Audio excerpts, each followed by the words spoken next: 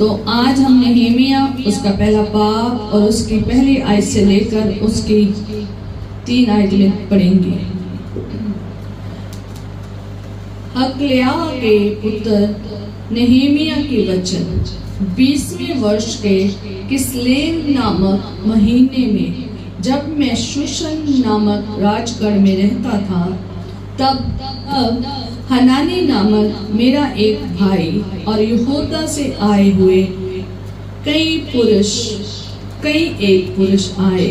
तब मैंने उनसे उन बचे हुए यहूदियों के विषय जो बंधुआई से छूट गए थे और यरूशलेम के विषय में पूछा। उन्होंने मुझसे कहा, जो बचे हुए लोग और बंधुआई से छूटकर उस प्रांत में रहते हैं, वे बड़ी दुर्दशा में पड़े हैं और उनकी निंदा होती है, क्योंकि यरूशलेम की शर्बना टूटी हुई है और उसके फाटक जले हुए हैं। जो नहमीया है वो इस टाइम यरूशलेम में नहीं रह रहा है। क्यों नहीं रह रहा है वो आगे हम देखेंगे। ये नहमीया के बारे में जानना बहुत जरूरी है। जो एज़रा है, जो नहमीया है, जो एस्तर है, ये तीनों एक ही परिस्थिति में है। और ये तीनों की जो ये लिखा है ना, जो तीनों की जो किताब है ना बाइबल में, ये जो किताबें हैं तीनें, तो ये तीनें फारस राजा के अधीन में हैं, पर बिछड़े हुए हैं अलग अलग जगह में। ये तितर बितर हो गए हैं और बिछड़ चुके हैं। कारण क्या था? क्योंकि इनके ऊपर हमला हुआ था। ठीक है, इनके ऊपर हमला हुआ था और यरूशलेम की जो दीवारें थी वो टूट गई और जो फाटक थे लोगों ने जला दिए और इन्हें सबको बंदी बनाकर गुलामी में लेके चले गए। और जब ये सब गुलामी में चले गए हैं, जब आप एस्तर पढ़ोगे तो एस्तर के बारे में भी आप जान पाओगे। वो एस्तर रानी है और रानी जरूर है, लेकिन उससे पहले वो यहूदी है। और जो यहूदी है, और ये यहूदी सारे गुलामी में गए हैं, और ये जो गुलामी में गए हैं तो इनकी जो स्थिति है ना बहुत बुरी है। तो जब आप एज़रा को पढ़ेंगे, वो भी गुलामी से छूट कर यरूशलेम हो गया है। जब हम नहमीया की पूरी पुस्तक पढ़ेंगे, ये आप पूरा वो बयान करेगा कि कैसे वो गुलामी में गए हैं और आगे क्या हुआ है, वो आप पूरा पढ़ सकते हैं। अपन एज़रा उसका दूसरा चैप्टर उसमें पढ़ सकते हैं। मर्दकी का नाम, नहमीया का नाम और एज़रा और अन्य लोगों के नाम आप पढ़ सकते हैं। और ये सारे के सारे यहूदी जो यरूशलेम में रहते थे ना, सब के सब क्या हो गए? तितर बितर हो गए, गुलामी में चले गए हैं। और गुलामी में जो चले गए हैं ना, तो उनमें से जो नहमीया है ना, जिसकी आज हम बाइबल में से कलाम को वचन को देख रहे हैं, तो जो ये नहमीया है ना, ये भी जो शूशन नामक जड़ा राजगढ़ है ना, वहां पर रह रहा है, वहां पर रह रहा है। जब आप दूसरा चैप्टर, जब आप इस चैप्टर के लास्ट आयत में देखोगे ना, तो ये राजा का प्याऊ है लिखा हुआ है। इसी चैप्टर की लास्ट लाइन में देखोगे तो ये राजा का प्याऊ है।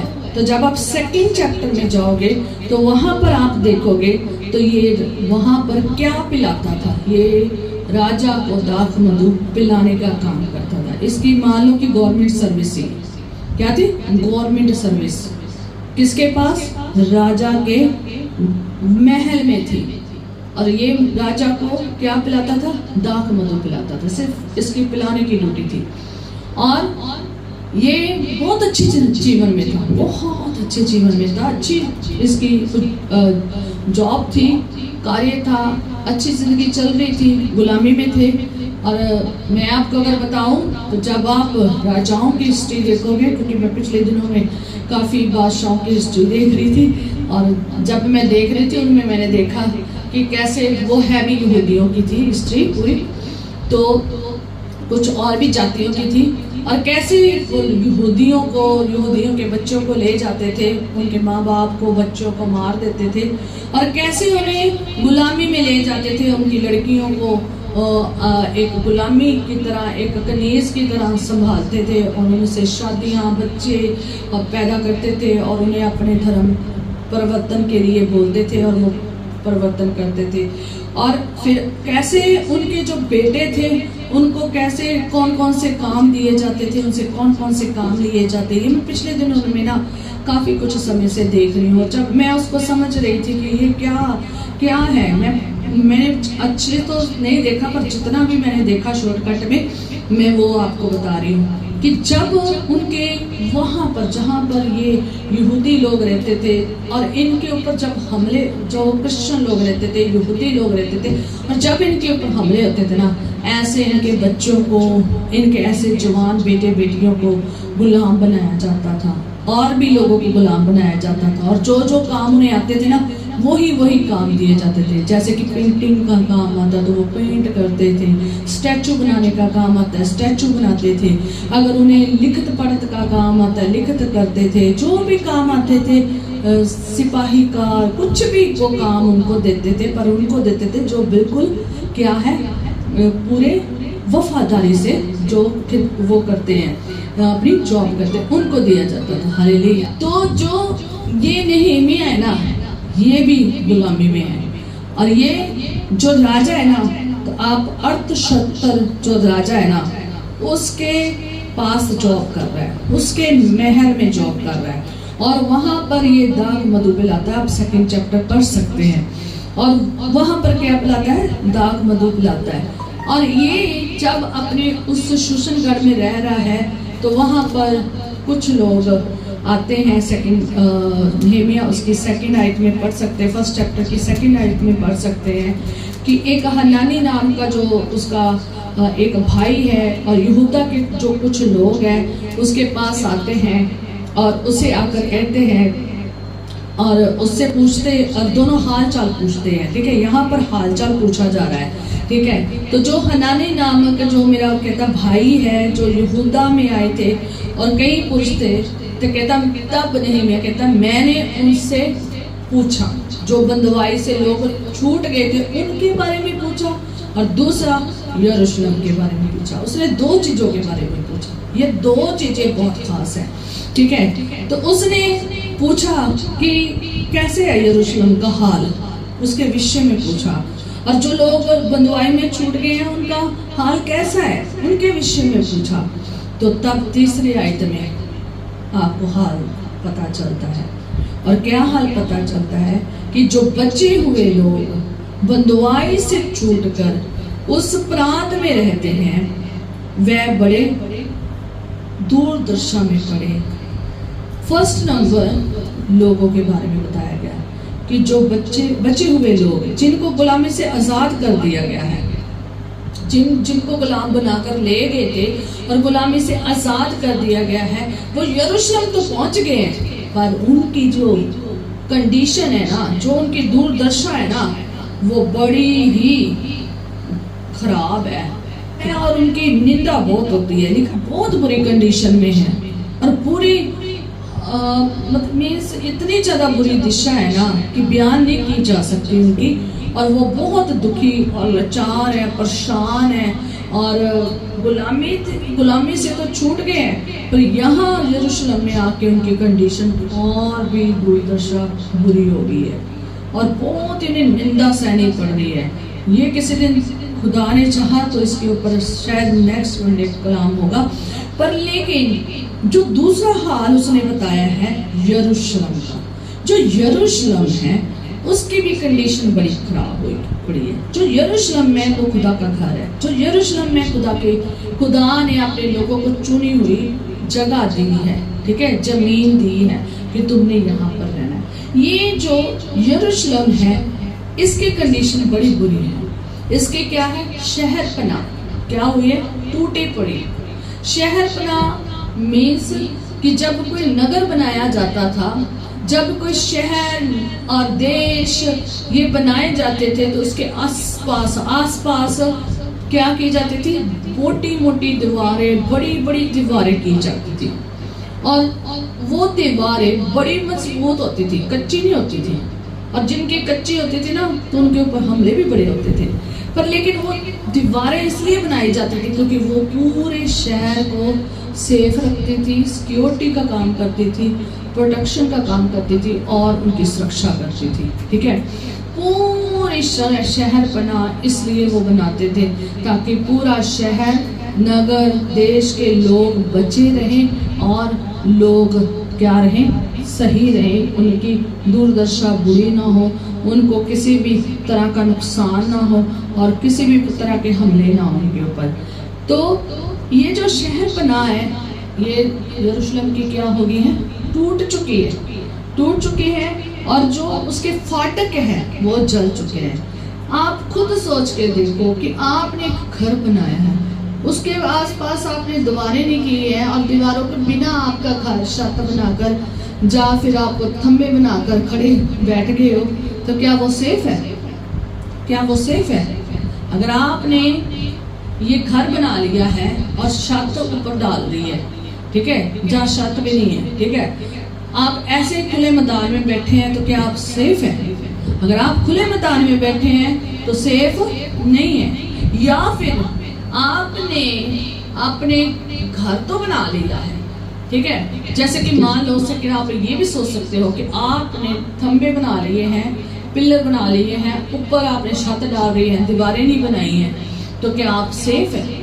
आप भी नहीं सेफ, आपका कुछ भी नहीं सेफ, बच्चे, परिवार, जो चीजें आपकी सेफ नहीं है। और तीसरा नंबर, आप ये भी सोच सकते हैं कि आपने अगर अपने घर को तो पूरा बना लिया, पर लेकिन कभी कहाँ से दीवारें टूटी पड़ी हैं, कभी उधर से दीवारें टूटी पड़ी हैं, चारों तरफ से कहीं ना कहीं टूटा पड़ा है, घर के चारों तरफ से कहीं ना कहीं टूटा पड़ा है, तो क्या है, वो सेफ है? आप तो आप सेफ नहीं है। इसी प्रकार यरूशलेम में जो लोग थे, यरूशलेम की जो शहर बना थी, जो शहर को बचाती थी, जो उसकी किलाबंदी करती थी, जो उसे संभालती थी, तो वो क्या थी, टूटी हुई थी। इसलिए वो सेफ नहीं थे लोग, और जो आता था क्या हो जाता था, मार के चला जाता था और लूट के चला जाता था और बर्बाद करके चला जाता था। और जो आते थे आके बहुत कुछ जबरदस्ती करते थे, बच्चों, बुजुर्गों, जवानों के साथ, औरतों के साथ, बच्ची बेटियों के साथ, उनकी दुर्दशा बहुत बुरी हुई पड़ी थी, क्योंकि जो शहर बना थी तो वो क्या हुई थी, टूटी थी, और कोई भी आ जा सकता था। किसी दिन इस अगले संडे इसके ऊपर वचन होएगा, ठीक है, शहर बना के ऊपर और फाटकों के ऊपर वचन होएगा।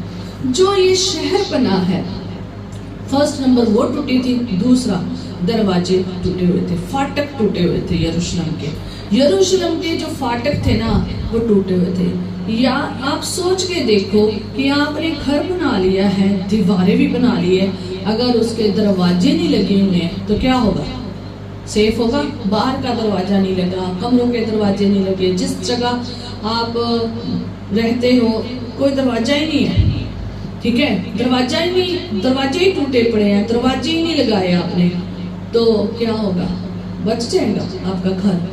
आपका घर भी नहीं बचेगा, आपका परिवार, आपका जो कुछ है, माल मत्ता, सब क्या हो जाएगा, लूट ले जाएंगे।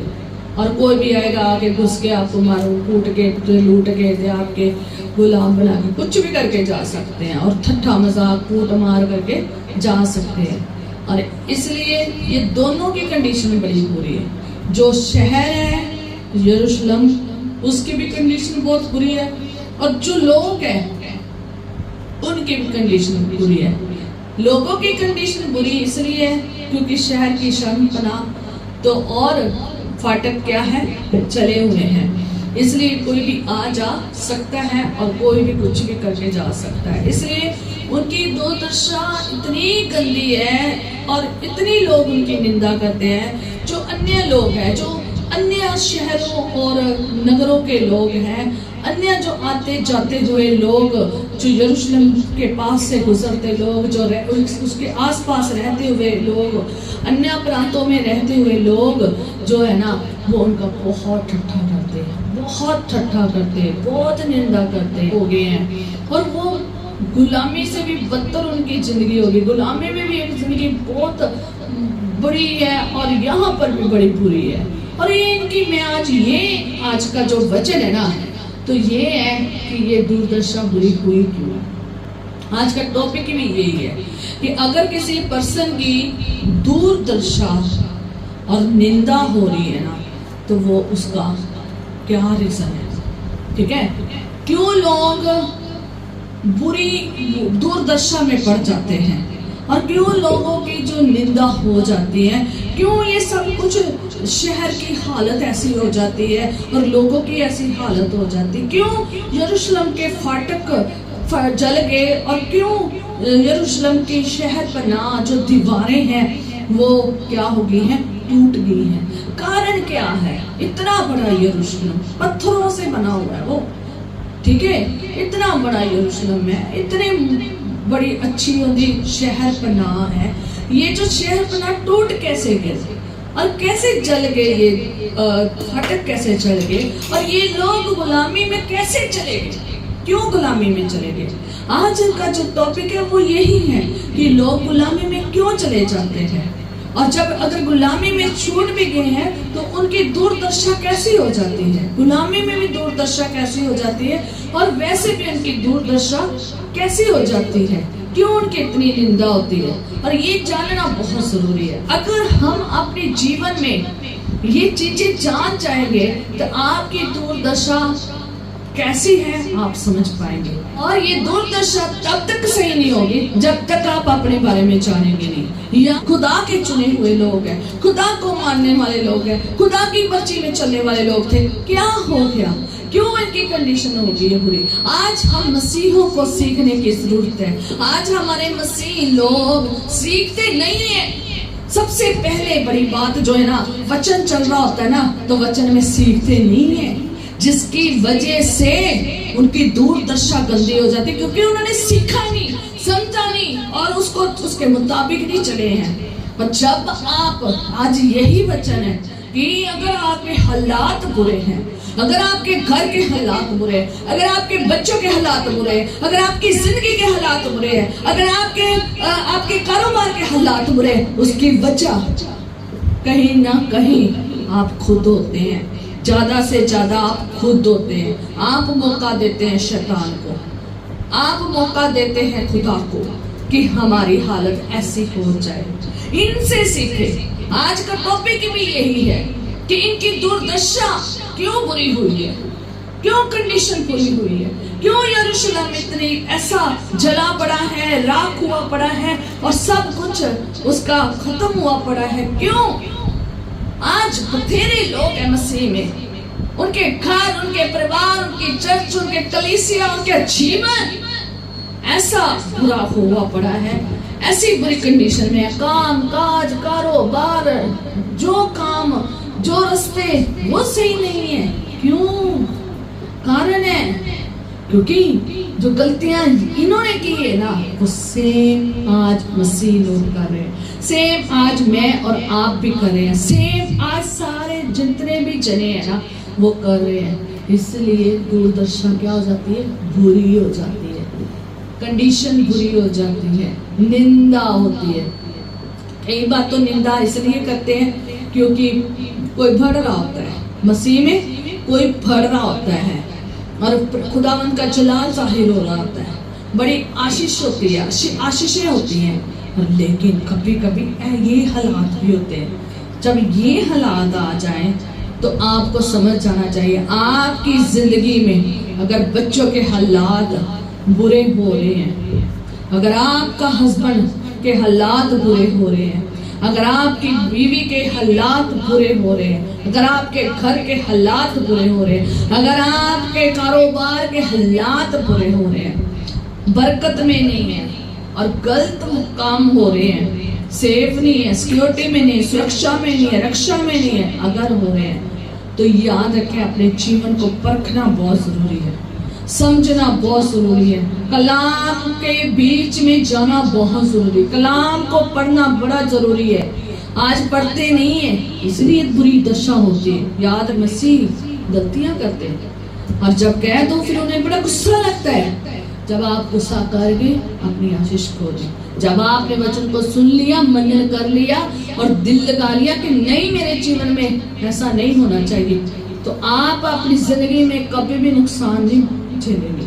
जितने मर्जी आपके जीवन में दुश्मन आ जाए, कहता तेरे दाहिनी ओर, याद रखे परमेश्वर ने व्यवस्था विवरण 28 में खुदावन ने वायदा किया था कि आशीषों का, कि तू धन्य होगा, तेरा घर धन्य होगा, तेरा परिवार धन्य होगा, तेरी टोकरी, तेरे खेत, तेरे माल डंगर, तेरे खाना पीना सब धन्य खुदावन ने कहा। नगर में, शहर में, जहां भी तू धन्य होगा, तू ऊंचा होगा, तू सर होगा, तू पूछ नहीं होगा, तू नीचा नहीं होगा।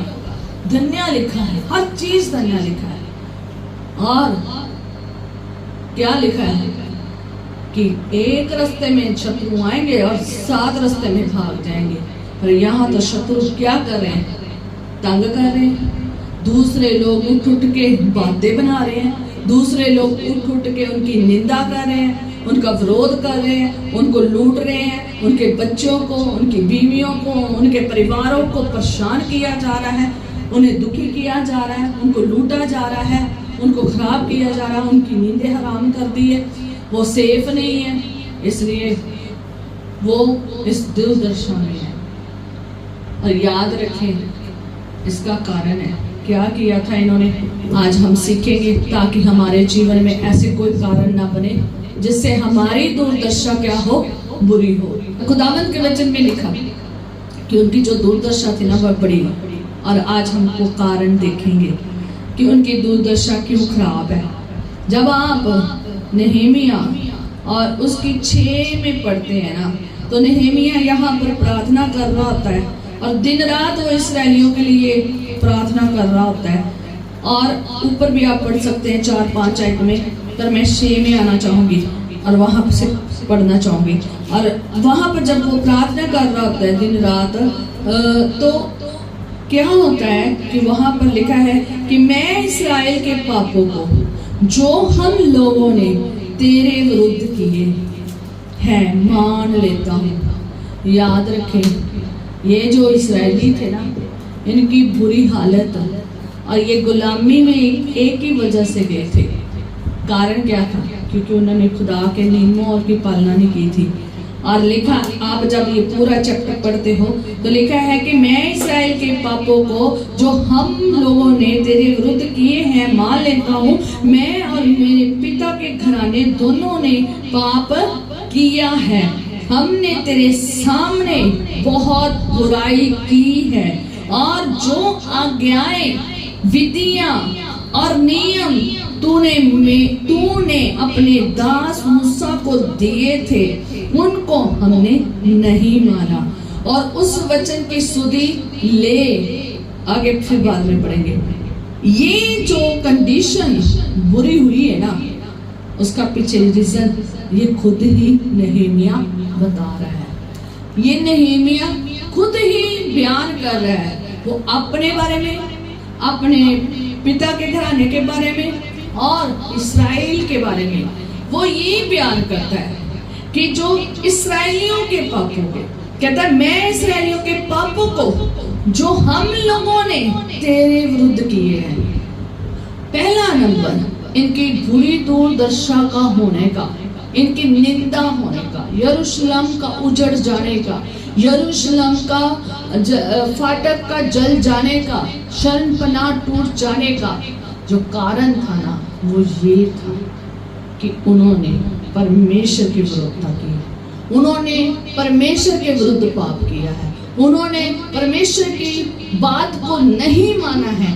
और इसलिए जो नहमीया है वो इस बात को दुआ में बैठकर, इसने दुआ भी रखी है, विलाप भी कर रहा है। जब आप 4 आयत में देखोगे तो ये दिन रात विलाप करता है, ये कितने दिन विलाप में बैठा हुआ है और स्वर्ग के परमेश्वर के सामने मुख करके उपवास रख कर बैठा हुआ है और उसके सामने प्रार्थना कर रहा है, और प्रार्थना में ये अपनी बात उससे करता है। याद रखें, आप भी प्रार्थना करते हो ना, तो बात करनी सीख लो। आज प्रार्थना करने का ढंग नहीं है आधे लोगों को, नहीं है। प्रार्थना में बैठते तो जरूर है पर बातचीत उनकी नहीं होती, रट्टाफिकेशन लगाई होती, रट्टा लगाया होता है। और जो गीत गा रहे होते हैं गीतों पे गीत गाए जाते हैं, जहां वो चुप हो जाते हैं वहां पर लोग चुप हो जाते हैं, जब वो स्टार्ट हो जाते फिर वो स्टार्ट हो जाते हैं। नहीं, तुम कोई रिमोट कंट्रोल हो, रिमोट कंट्रोल हो कि उन्होंने तुम्हें ऐसा तो नहीं कुछ किया है।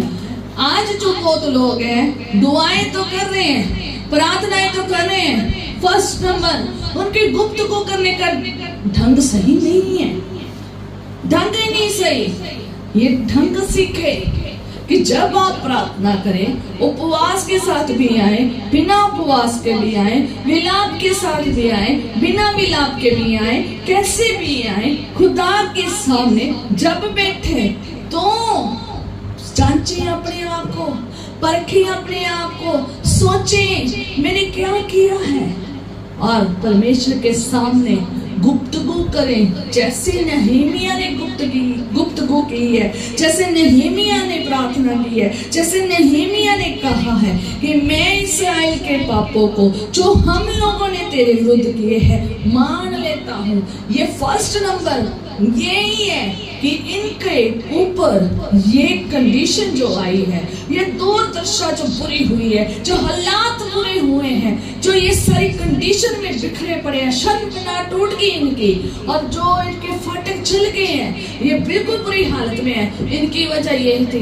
क्योंकि इन्होंने परमेश्वर की विरोधता की थी, ये परमेश्वर के विरुद्ध खड़े हो गए थे और ये परमेश्वर की मान नहीं रहे थे और परमेश्वर की इच्छा से नहीं चल रहे थे और परमेश्वर के विरुद्ध में कई पाप किए जो परमेश्वर ने मना कर रहे थे, मना करे थे कि तुमने ये काम नहीं करने हैं। आप परमेश्वर के वचन में पूरे जब आप परमेश्वर के वचन में पढ़ते हैं तो यहाँ पर एक बात नहेमिया और कहता है, पर उससे पहले एक लाइन बोलना चाहती हूँ। कहता है एक और अगली लाइन में वो कहता है, मैं और मेरे पिता के घराने दोनों ने पाप किए हैं।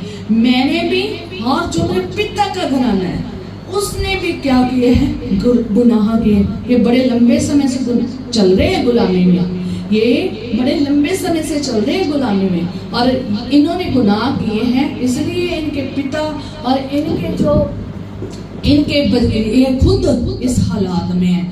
ठीक है, बल्कि खुदावंद का जब आप वचन पढ़ते हैं ना, वो आपको बड़ी एक जरूरी बात समझाता है। ये हर बच्चे को, बुजुर्ग को और जवान को पता होनी चाहिए, पर पहले आपको ये सीखना जरूरी है। अगर आपने परमेश्वर के विरुद्ध कोई गुनाह किया है तो उसे मान लेना बहुत जरूरी है। आज बहुत सारे लोग गुनाह करते हैं पर वो मानते नहीं हैं और झूठ पे झूठ, झूठ पे झूठ, चोरी पे चोरी और धोखे पे धोखा और गुनाह पे गुनाह करते जा रहे हैं और सोचते हैं कि शायद हमें कोई देख नहीं रहा, पर आपको पता नहीं है दिलों का जाने जान, हृदय और गुर्दों का जाने जान एक परमेश्वर है जो मन की बातों को जानता है, गुप्त बातों को जानता है, जो बंद है, जहां तक कोई पहुंच नहीं सका है वो वहां पहुंच जाता है। जहां आपकी सोच क्या सोच रही है ना,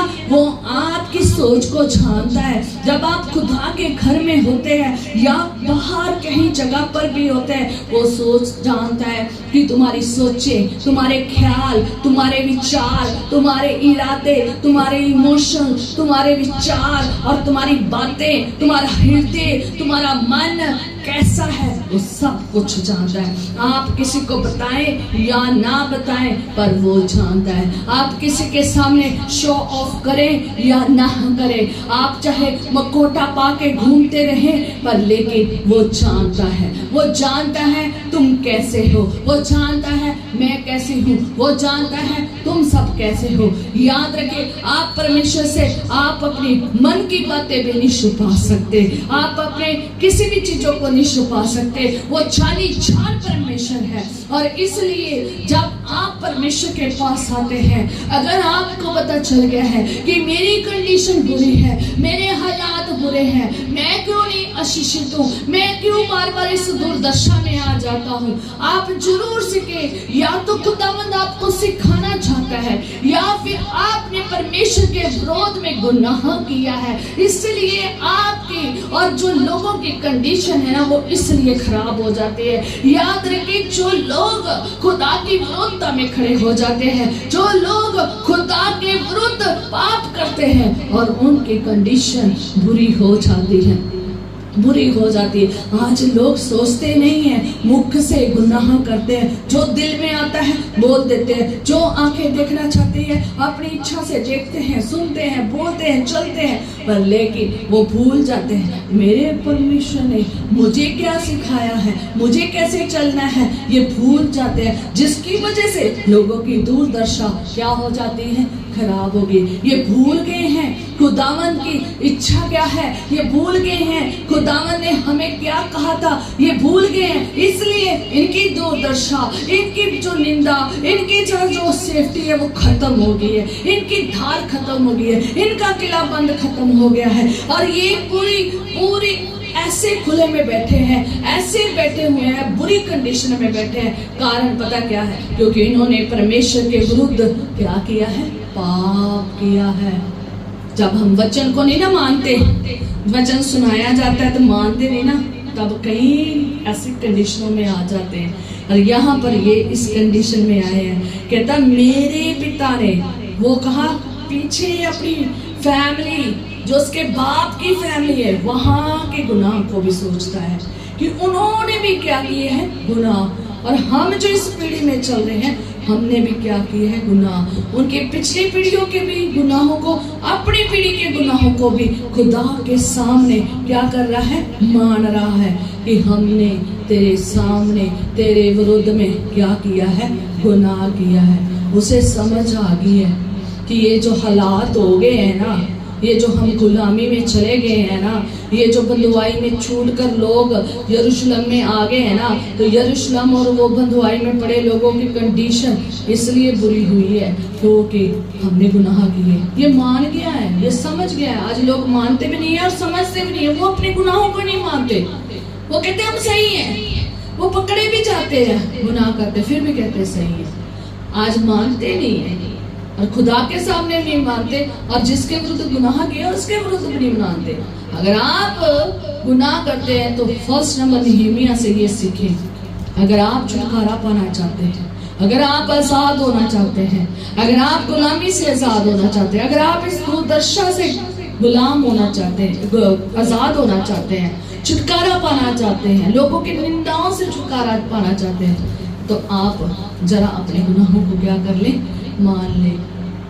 मैं तो रोज गुनाहों को मान लेती हूँ, चाहे मुझे याद हो या ना हो, चाहे मैंने किए हो या ना किए हो, क्योंकि मुझे पता है कि मैंने हो सकता है सोचों में कर लिए हो, ख्यालों में किसी ना किसी तरीके से मेरे हो गए हो, तो मैं फिर भी गुनाहों को मान लेती हूँ। और मैं खुदावंद से हमेशा कहती हूँ मुझे पाप कर दे, मुझे शुद्ध कर दे। मैं हमेशा, मेरा ये एक पॉइंट है मेरा कि मैं हमेशा ये रखती हूँ, क्योंकि मैं इंसान हूँ और मैं एक मनुष्य जीवन में हूँ, और मनुष्य कहीं ना कहीं तो गुनाहकार ही चलता है क्योंकि वो परफेक्ट नहीं है। इसलिए मैं खुदा के सामने हमेशा मानती हूँ। मैं आपको कहूँगी कि ये आपकी आदत बन जानी चाहिए, आपकी एक अच्छी आदत बन जानी चाहिए कि जब भी आप खुदावन के पास जाए या आपसे गुनाह हो तो अपने गुनाहों को क्या कर ले, मान ले, और गुप्तगू जो है ना इसी प्रकार करे जैसे ये नहमीया कर रहा है, ठीक है। और इसने इस गुनाहों की वजह से, इस दुर्दशा की वजह से विलाप किया है, रोया है, और कितने दिन बैठा रहा है दुआ प्रार्थना में, उपवास में, और ये प्रार्थना कर रहा है। आगे जब हम पढ़ते कहता हमने तेरे सामने बहुत बुराई की है, हमने तेरे सामने क्या किए, बहुत बुराई की है। और जो आज्ञाएं क्या थी, जो आज्ञाएं, क्या आज्ञा क्या थी, तो जो आज्ञाएं, सुन लो अब लिस्ट सुन लो। पहला नंबर गुनाहों को मानना है, दूसरा आगे क्या लिखा है, तो जो आज्ञाएं, तीसरा विधियां, चौथा नियम जो तूने मूसा को दिए थे, जो दास अपने मूसा को दिए थे, कहता तूने अपने दास मूसा को दिए थे, उनको हमने नहीं माना, उनको हमने नहीं माना। जो लोग परमेश्वर की आज्ञा को नहीं ना मानते, उनके हालात ऐसे हो जाते हैं, वो गुलामी में चले जाते हैं और उनकी हालात बुरे हो जाते हैं। इसराइल भी गुलामी में, मिस्र की गुलामी में इसीलिए गया था। इसराइल भी मिस्र की गुलामी में इसलिए गया था क्योंकि वो भी परमेश्वर की आज्ञा के विरुद्ध गए थे। उन्होंने भी आज्ञा नहीं मानी, जबकि तब तक तो वो मिली भी नहीं हुई थी, आज्ञाएं मिली भी नहीं हुई थी, पर लेकिन जो बातें खुदावंद ने उनसे कही थी उन्होंने नहीं मानी। नहमीया जो है वो यही सिखा रहा है कि हमने आज्ञा को नहीं माना। परमेश्वर का वचन व्यवस्था विवरण उसके 28 में बहुत अच्छा कहता है, जो लोग अशिक्षित नहीं, जो लोग बरकत में नहीं है, ठीक है, तो उनके हालात क्यों खराब हो जाते हैं? आज्ञा का उल्लंघन करने की वजह से। अगर हम खुदावंद की आज्ञा में रहेंगे तो हम अशिक्षित रहेंगे, और ये अशिक्षित खराब भी हो सकते हैं जब हम आज्ञा का उल्लंघन करते हैं। जब आप व्यवस्था विवरण में पढ़ते हैं, यहाँ नहमीया मान गया है कि हमने तेरे विरुद्ध गुनाह किया। दूसरा, हमने तेरी आज्ञा को नहीं माना है। तीसरा, हमने तेरी विधियों को नहीं माना है, नियमों को नहीं माना है। सोचो, खुदा के नियम, जैसे बाहर नियम होते ना स्कूल के, कॉलेज के, आप उसी नियम के साथ चलते। यहाँ भी नियम है, यहाँ भी नियम है, खुदा की भी आज्ञा है, खुदा के भी नियम है, खुदा की भी कोई विधियां है। उसने ऐसे नहीं बना दिया प्रोजेक्ट पूरा, उसका पूरा राज्य है, उसके नियम है, आपको उसके हिसाब से चलना पड़ेगा। और जिससे अगर आप चलोगे नहीं ना तो आप खुदावंद के राज्य से बाहर हो।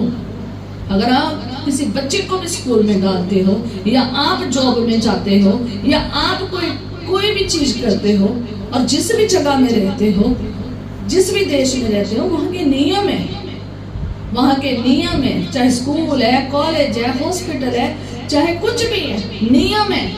उनकी कुछ आगे है, उनको फॉलो करना पड़ता है। उनके कोई नियम है, उनको अनुसार चलना, उनकी विधियां है, पॉलिसी है, उनके हिसाब से चलना पड़ता है। अगर आप नहीं मानते तो वो आपको बाहर निकाल देंगे। ऐसे ही परमेश्वर है, परमेश्वर ने उससे पहले ही हमें सिखा दिया। ये संसारिक जो तौर पर हम सीख रहे हैं ना, इसी से हम अंदाजा लगाएं कि हमारा परमेश्वर भी हमसे यही चाहता है। जब हमारे खुदा ने तो इससे पहले ही कानून और विधियां, नियम बनाए हैं, आज्ञाएं बनाई हैं, तो हमें क्यों नहीं चलना चाहिए?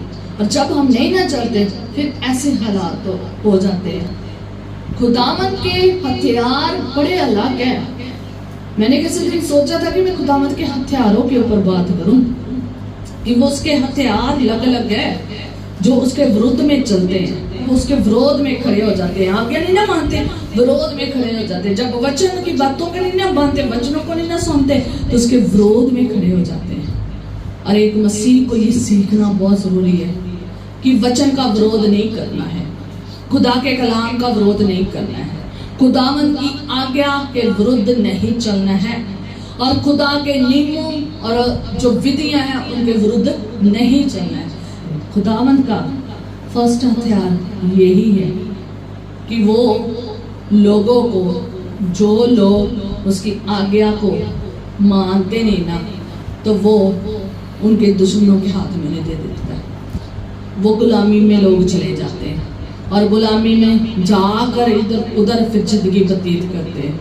फिर जो जैसा उनके साथ व्यवहार होता ना, उनके बच्चे बुजुर्ग जवानों के साथ, उन्हें वैसा चलना पड़ता है, वैसे काम करने पड़ते हैं। एक दास दासियां के रूप में काम करने। आज लोग दासत्व में इसलिए हैं क्योंकि उन्होंने परमेश्वर की आज्ञा में जीवन नहीं व्यतीत किया है और दासत्व में चले गए। आज आधे मसीह शैतान की दासत्व में है, संसार की दासत्व में है। क्यों? क्योंकि वचन के अनुसार नहीं चल रहे हैं।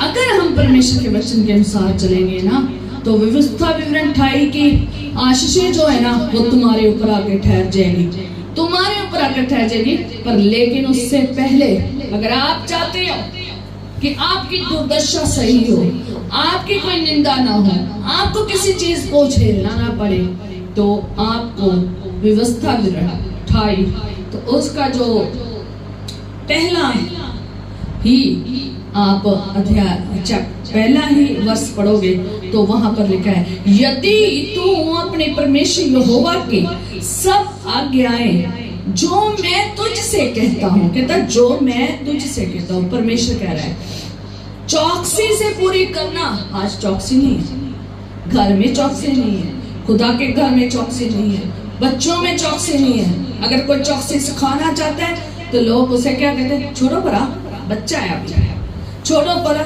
सीख जाएगा। बच्चे को ही तो सिखा रहे, खुदा ने यही तो कहा, तुम अपने बच्चों को सिखाना, पीढ़ी दर पीढ़ी सिखाना, ये उन्हें बताना, उठते बैठते चलते फिरते रास्ते में सिखाना, यही तो खुदा ने कहा है। आज हम यही तो कोशिश नहीं करते, तभी तो बच्चे दस्तक में जा रहे हैं, तभी तो बच्चे नशों में जा रहे हैं, शराबी बन रहे हैं और गुनाह में जा रहे हैं और लुत्फ उठा रहे हैं गुनाह में, और माँ बाप परेशान हुए पे, कई माँ बाप को गुलामी में हैं, बच्चे भी आगे गुलामी में हैं। नेहेमिया अपने बाप की गुलामी को बता रहा है, नेहेमिया बता रहा है कि मेरे बाप के घराने ने नहीं तेरी बात को सुना, तेरे विरुद्ध पाप किया है, हमने तेरे विरुद्ध पाप किया, हम इस्राएल कौम ने तेरे विरुद्ध पाप किया है। मैं मान लेता हूँ, मानना पड़ेगा, फर्स्ट नंबर। दूसरा नंबर, अगर आप आशीषित होना चाहते हैं, अगर आप मान लेते हैं, तो परमेश्वर का वचन कहता है, यदि तो अपने परमेश्वर यहोवा के सब आज्ञाएं जो मैं आज तुझे सिखाता हूँ चौकसी से पूरी करने की को चित्त लगाकर उसकी सुने तो वह तुझे पृथ्वी की सब जातियों में श्रेष्ठ करेगा। और फिर अपने परमेश्वर यहोवा की सुनने के कारण, आज वचन नहीं सुन रहे, आज वचन नहीं सुन रहे, आज वचन को रोज पढ़ते नहीं है, सुनते नहीं है, और इसलिए उन्हें समझ में नहीं आता। कहता ज्ञान भी मेरी प्रजा नाश होती जा रही है, मसीह में आ गए नाश हो रहे हैं। क्यों? ज्ञान नहीं पाया, चले नहीं है, सुना नहीं है। अगर सुन लिया है, बॉदर नहीं किया, ध्यान नहीं दिया, परवाह नहीं की, एक्सेप्ट नहीं किया, दिल के पट्टी में नहीं लिखा, इसलिए नाश हो रहे हैं। नाश नहीं हमने होना, हमने बरकत पानी है, अनंत जीवन की। कहता मैं तुझे सारी पृथ्वी की जातियों से श्रेष्ठ करूंगा। और फिर अपने परमेश्वर आगे क्या, धन्य, आगे सारी धन्य आशीषें लिखी है। नगर धन्य तो नगर में होगा, खेत में होगा, तेरी संतान धन्य होगी, तेरी भूमि की उपज होगी, तेरी गाय भेड़ बकरी आदि उसके बच्चे तक भी धन्य होंगे, माल डंगर के आगे भी धन्य होने का है। और धन्य तेरी टोकरी होगी, धन्य तेरी कटौती होगी, धन्य तेरा भीतर आना होगा, बाहर जाना होगा। खुदा ने ये सारी दुनिया की आशीष लिख दी है, सारी दुनिया की आशीष लिख दी है। ये चैप्टर आप व्यवस्था 28 उसकी 1 से लेकर उसकी 14 आयत तक पढ़ सकते हो। बड़ी बड़ी बहुत बड़ी आशीष खुदावन ने लिखी है। ये मैं तुमके ऊपर दूंगा, तुम लोगों के ऊपर दूंगा, जो मेरी बातों को, जो मेरी आज्ञा को चित्त लगा के सुनेगा, मानेगा, उसके मुताबिक चलेगा, फिर ये आशीष होगी। अगर आप जितने लगा रहे हैं ना, तो नीचे आप व्यवस्था 28 उसकी 15 से लेकर तो उसकी आप 68 आयत तक पढ़ सकते हैं।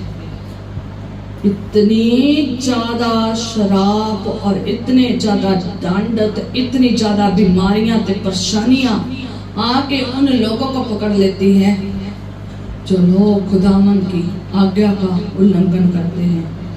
लिखा है, यदि तू अपने परमेश्वर यहोवा की बात ना सुने नहीं तो ये लिखा है कि बात ना सुने और उसकी सारी आज्ञा और विधियों के पालने में जो मैं आज तुझे सुनाता हूँ चौकसी नहीं करेगा, तो ये सब शराब तुझ पर आ पड़ेंगे, अर्थात श्रापित होगे। अब पर सारा लिखा हुआ है, इतनी लंबी अध्याय में आप पूरा कर सकते हैं कि जहां पर श्राप लिखे हुए हैं। हम श्रापित नहीं होना चाहते। अगर आप चाहते हैं आशीषित जीवन जीना, गुलामी में ना जाए, बुरी दुर्दशा ना हो, आपकी शरणपनाह बनी रहे, अगर आप चाहते हैं तो आपको खुदा की आज्ञा में आना पड़ेगा, वचन को सुनना पड़ेगा, वचन के अनुसार चलना पड़ेगा। विरोधता करोगे तो नहीं ठहर पाओगे।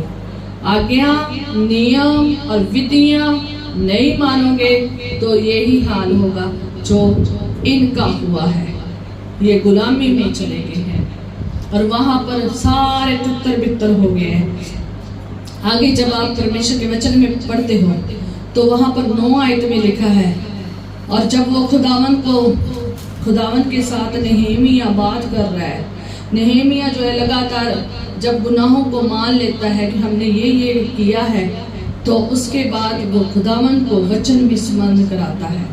और जब वचन स्मरण कराता है तो वो परमेश्वर को 8 आयत में कहता है कि उस वचन की सुधि ले जो तूने अपने दास मूसा से कहा था कि यदि तुम लोग विश्वासघात करो तो मैं तुमको देश देश के लोगों में तितर बितर करूंगा। ये तितर बितर हुए ना, ये यही कारण है, ये यही कारण है क्योंकि इन्होंने परमेश्वर का क्या किया था, विश्वासघात किया था। वे ये विश्वास योग्य नहीं थे, ये ईमानदार नहीं रहे, ये वफादार नहीं रहे। इन्होंने परमेश्वर के विरुद्ध विश्वासघात किया था और इसलिए ये सारे देश देश में क्या हो गए हैं, तितर बितर। एक देश में नहीं है, ये अलग अलग देशों में गए हैं, अलग अलग देशों में, नगरों में, प्रांतों में जाकर बस गए और सारे गुलामी में चले गए हैं। ठीक है, बेबीलोन की गुलामी में चले गए हैं और ये फारस का जो राजा है ना, इनके ऊपर राज्य कर रहा है। ठीक है, आप पढ़ सकते हैं जाकर बाइबल में। और ये सारे चले गए हैं और तितर बितर खुदा ने कर दिया। जब खुदावन की बात नहीं ना मानते, जब खुदावन की आज्ञा में नहीं रहते, तो जो विश्वासघात करते हैं खुदावन ऐसे ही तितर बितर कर देता है। खुदावन दुश्मनों को तितर बितर करे, आपको नहीं। ठीक है, आप अपनी जिंदगी में सोचें, धन्य बनना है या फिर शरापित बनना है। सीधा सा वचन है, व्यवस्था 28 में 2 चीजें बताई जाती है, धन्य आशीष और श्रापित लानते दंड मिला है। आप किस में चलना चाहते हैं? अगर आज्ञाकारी में चलना चाहते हैं, आशीष ही आशीष। आपके घर में, परिवार में, आपके काम काज में, आपके कारोबार में, आपका फ्यूचर में खुदावन ने आशीष देने का वादा किया है। सिर्फ आप तक ही आशीष नहीं होगी, आपके पीढ़ी दर पीढ़ी आशीष होगी। लिखा है परमेश्वर के वचन में, व्यवस्था के अनुसार उसकी 9 आयत में कहता है, इसे जान रख कि तेरा परमेश्वर यहोवा ही परमेश्वर है। कौन है? तेरा परमेश्वर यहोवा ही परमेश्वर है और कोई दूसरा नहीं है। दूसरा नंबर, वह विश्वास योग्य ईश्वर है जो उससे प्रेम रखते और उसकी आज्ञाएं मानते हैं, उनके साथ वह 1000 पीढ़ी तक अपनी वाचा का पालन करता और उन पर करुणा करता रहता है। कितनी पीढ़ी तक? 1000 पीढ़ी तक। 1000 पीढ़ी कोई छोटी नहीं होती। अगर आप विश्वास है, नहमिया क्या कहता है कि मेरे पिता ने, जब आप उसकी ध्यान से बात सुनते हो तो कहता है कि मेरे पिता के घराने, जो मेरे पिता का घराना है, और मैंने जो गुनाह किए हैं ना तेरे विरुद्ध में, मैं मान लेता हूँ। इस्राएलियों ने जो गुनाह किए हैं मैं मान लेता हूँ। ये उनके पिता के घराने से गुनाह थे और पिता के घराने से आगे बच्चों ने भी गुनाह किए और ये सारे अब इनके बच्चे भी गुलाम हैं। आप इन सब को गुलामी में देखोगे। और याद रखें, परमेश्वर पीढ़ी दर पीढ़ी आशीष देने वाला परमेश्वर है। वो एक पीढ़ी नहीं देता, वो 3, 4 और हजारों पीढ़ियों तक आशीष देने वाला परमेश्वर है। ये 1000 पीढ़ी की आशीष है जो खुदावंद ने लिखी है। कहता अगर तुम मैं ही तुम्हारा होगा परमेश्वर हूँ, और कोई नहीं है, और कोई विश्वास योग्य ईश्वर भी नहीं है। वो कहता मैं विश्वास योग्य ईश्वर हूँ, मैं विश्वास योग्य परमेश्वर हूँ। अगर तुम मेरे से प्रेम रखते हो, मेरी आज्ञाओं को मानते हो, तो मैं तुम्हारे साथ 1000 पीढ़ियों तक वाचा का पालन करता और उन पर करुणा करता हूँ। और करुणा ऐसे नहीं हो जाती, दया ऐसे नहीं हो जाती। जब उसकी करुणा का हाथ आ जाता है, दया आपके ऊपर आ जाती है, फिर आप आशीषित हो जाते हैं, आप गुलामी के बंधन में नहीं होते, फिर आपकी दुर्दशा निंदा ऐसे नहीं होती। ऐसी शरण पनाह जो आपकी है वो कभी नहीं टूटेगी, ठीक है। ऐसे शरण पनाह खुदावंद, जब आप खुदा में रहेंगे, खुदावंद अपनी ढाल में ले लेता है, खुदावंद शरण पनाह में ले लेता है, और शैतान जो है ना वो कहीं से भी आ नहीं सकता। खुदावंद का भाड़ा, खुदावंद का जो भाड़ा है, जो खुदावंद की सिक्योरिटी है, जो खुदावंद की ढाल है, वो सबसे सुरक्षित ढाल है, उनको कोई तोड़ नहीं सकता। या तो आप उससे बाहर चले जाओ, या वो आपके ऊपर से हटा सकता है। ये आप अय्यूब नबी की किताब में पढ़ सकते हैं। जब तक उसके आसपास, उसके घराने के आसपास, उसके सारे घर के सारी वस्तुओं के आसपास भाड़ा था ना, तो शैतान हाथ भी नहीं लगा पाया। और जैसे ही खुदावन ने हाथ पीछे कर लिया, जैसे ही खुदा ने भाड़ा हटा दिया, तो शैतान ने सब कुछ तहस नहस कर दिया। जो भी कुछ उसका था सब खत्म कर दिया। बच्चों तक, उसकी बॉडी तक उसने क्या कर दिया, जख्मी कर दिया। एक खुदावंद भाड़ा हटा सकता है, दूसरा हम भाड़े से बाहर जा सकते हैं। हम अपनी मर्जी से, जब हम खुदावंद के विरुद्ध में गुनाह करते हैं ना, तो हम भाड़े से क्या हो जाते हैं, बाहर हो जाते हैं। खुदावंद हमें बार बार डालता है भाड़े में कि आजा अंदर, मेरे पंखों की आड़ में आजा, मेरी शरण पनाह में आजा। आप बार बार भाग के जाओगे और बार बार बाहर जाओगे तो क्या हो जाओगे, क्या हो जाएगा, गलती होगा, नाश ही होगी। इसका कि हमने नाश नहीं होना।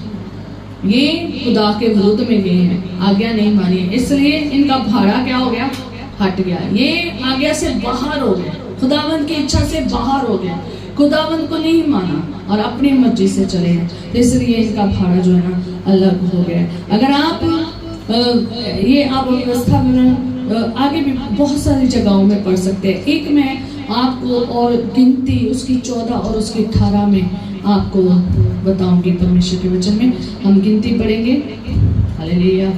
गिनती 14 की अगर 18 में आप पढ़ोगे तो वहाँ पर लिखा है, यहाँ पर एक बहुत अच्छी आशीष लिखी है, ठीक है। लिखा है कि यहोवा कोप करने में धीरजवंत और अति करुणामयी है, और अधर्म और अपराध का क्षमा करने वाला है, परंतु मैं दोषी को किसी प्रकार से निर्दोष न ठहराएगा।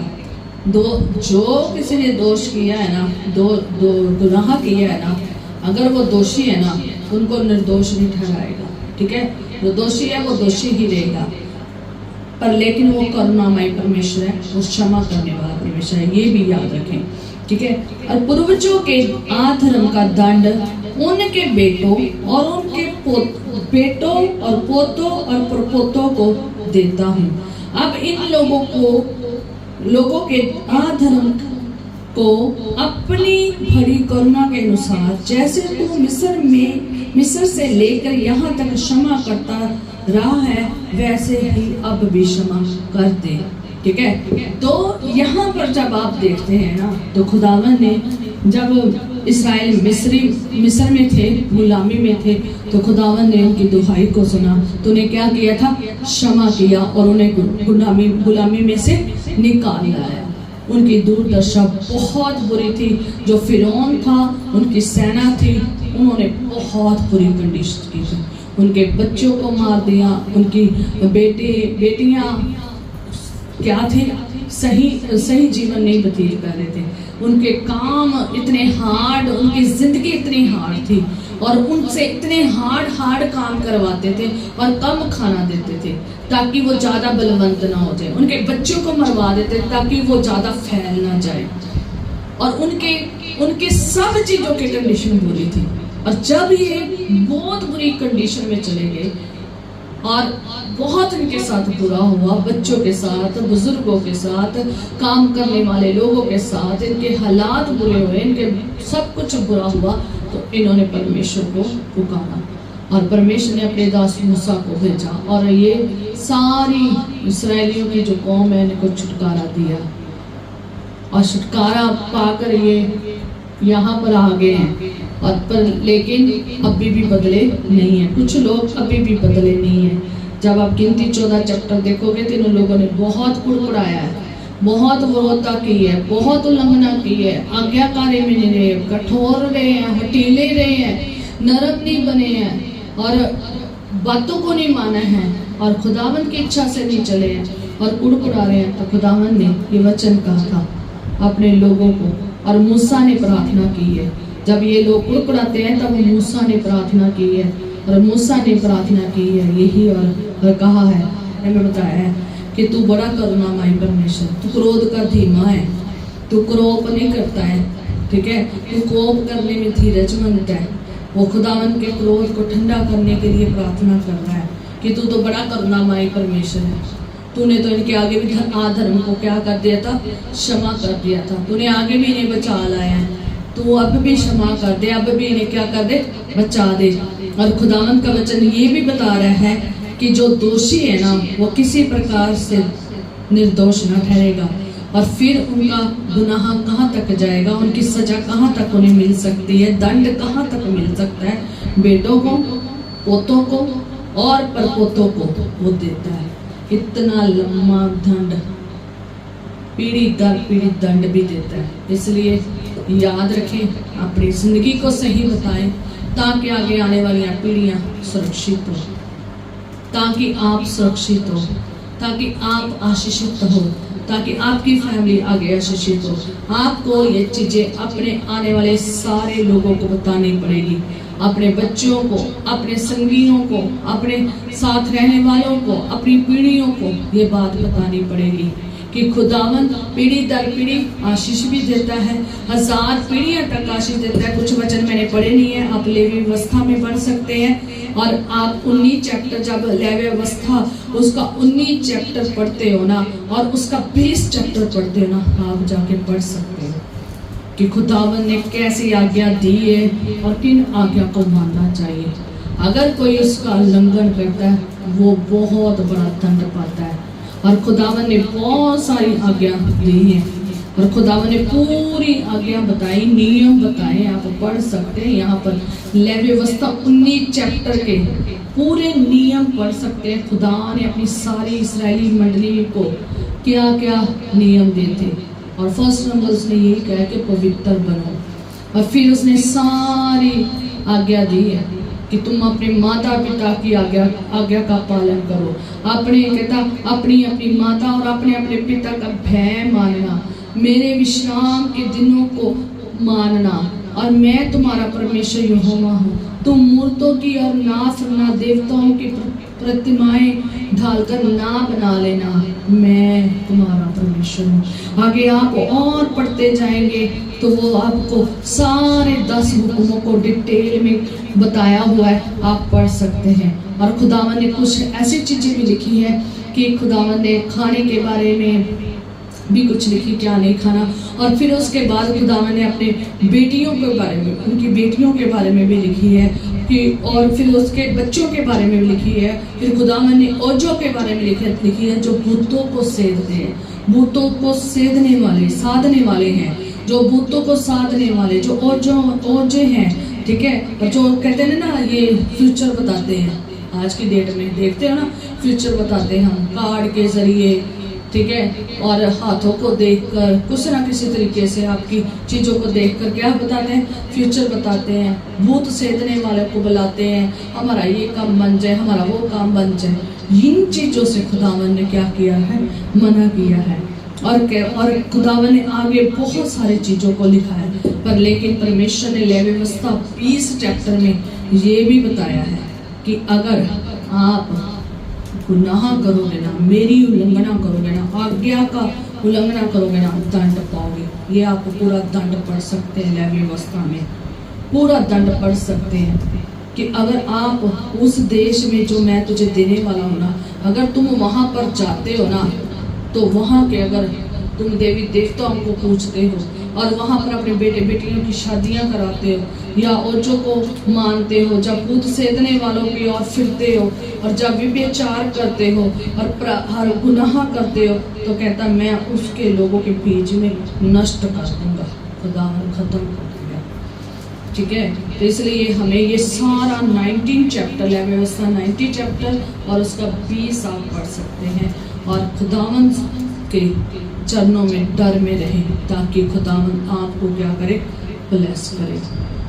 और आज का वचन यही है कि अगर आप दुर्दशा को सही करना चाहते हैं, अपनी जिंदगी की दुर्दशा को सही करना चाहते हैं, अपने घर की दुर्दशा, अपने बच्चों की दुर्दशा, अगर आप अपने पूरी कामकाज कारोबार की, रूहानी और जिस्मानी जिंदगी की हालातों को ठीक करना चाहते हैं, तो हालात एक ही कंडीशन में ठीक हो सकते हैं, जब आप परमेश्वर के वचन की सुनोगे, वचन के अनुसार चलोगे, आज्ञा नियमों और विधियों के अनुसार चलोगे।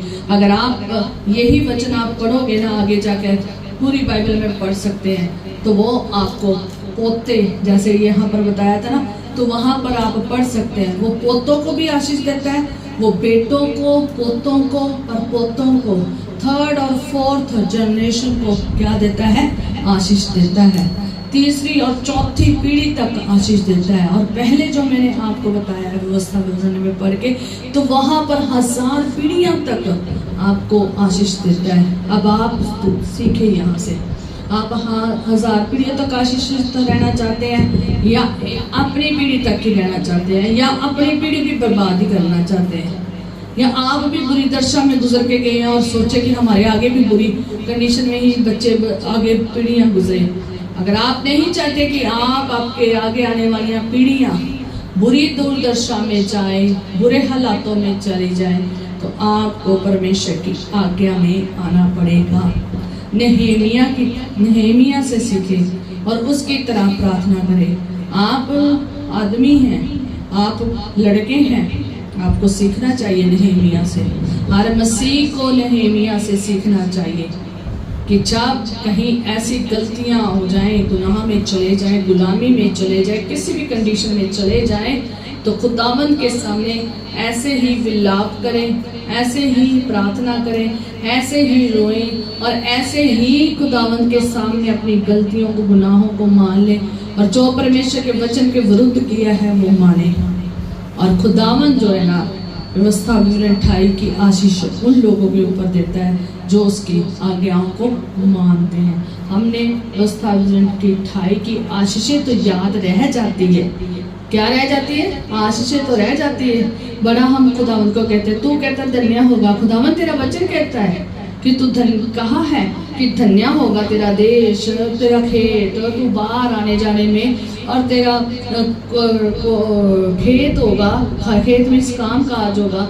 हम ये कहते तो हैं खुदावंद को, पर लेकिन हम बहुत सारा वचन परमेश्वर को याद दिलाते हैं। इसने भी याद दिलाया है, इसने भी याद दिलाया है, और इसने भी खुदावंद को कहा है। इसने सिर्फ ये ही नहीं याद दिलाया कि खुदावंद में हमने गुनाह किए हैं, इसने परमेश्वर को वचन भी याद दिलाया कि अगर मान लेते तो मैं इकट्ठा भी कर देता हूँ। अगली आवाज़ तुम्हें पढ़ सकते हैं, मैंने पढ़ी नहीं है, आप पढ़ सकते हैं। याद रखिए, हम परमेश्वर को आशीषित तो बना देते हैं कि खुदावंद तेरा वचन कहता है व्यवस्था में 28 में ये आशीष है, ये आशीष है, ये आशीष है, तू सर होगा तो कुछ नहीं होगा, तू ऊंचा होगा नीचे नहीं होगा, तो अपने नगर में महान होगा, तूने कहा है बच्चे फलवंत होंगे, मेरा घर में आना, मेरा घर में जाना, मेरा खेत, मेरी हर चीज फलवंत होगी, टोकरी सब फलवंत होगा। तो हम कहते तो हैं, विरोधी आते हैं, हम उनके बारे में भी कहते हैं कि तेरा वचन कहता है एक रास्ते से आएंगे 7 रास्ते से भाग जाएंगे।